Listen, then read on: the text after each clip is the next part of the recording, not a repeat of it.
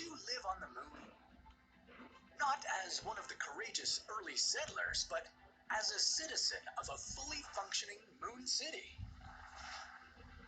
What would these cities be built of? How different would your everyday life be? And why would these cities be important? This is What If, and here's what would happen if we built cities on the moon. In 2005, a design called the Shackleton Dome caused a thrill in the aerospace industry. This 40-kilometer in diameter and 1,524-meter high glass dome would arch over the Shackleton crater on the moon, housing the first moon city. How viable was this design? Domes are the strongest structural objects and the most efficient shape to hold air pressure, so building domes to protect people from the hazards of space is a good idea.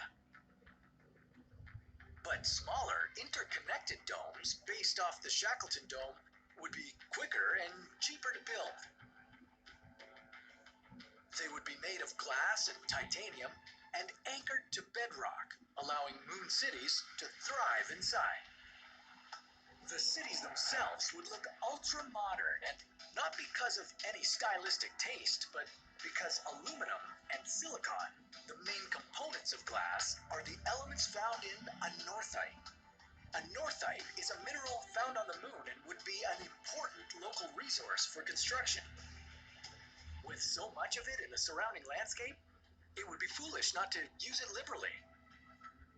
Another popular construction material used in this futuristic city would be a concrete-like geopolymer created from two additional readily available materials: moon dirt and your pee. Yes, your moon house would be made from urine. What would life be like in these futuristic cities? Well, you wouldn't experience normal days and nights anymore. One lunar day is 29 Earth days, which means there are 2 weeks of darkness and 2 weeks of light. But because cities would be built around the moon's poles, you would only have to experience 4 consecutive Earth days of darkness at a time. Your diet would also change. Due to the finite resources and limited space, moon cities wouldn't raise animals for food production, so your diet would be mainly plant-based.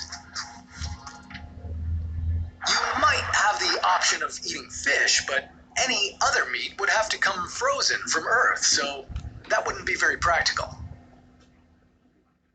The moon's major industry would be mining and exporting helium-3, a renewable source of energy and other materials.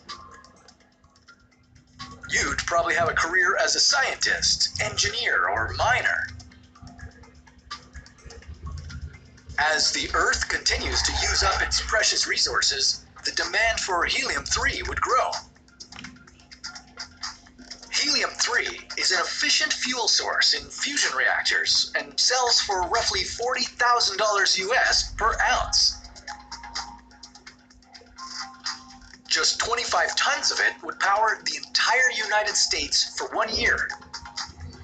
While rare on Earth, it's found in abundance on the moon.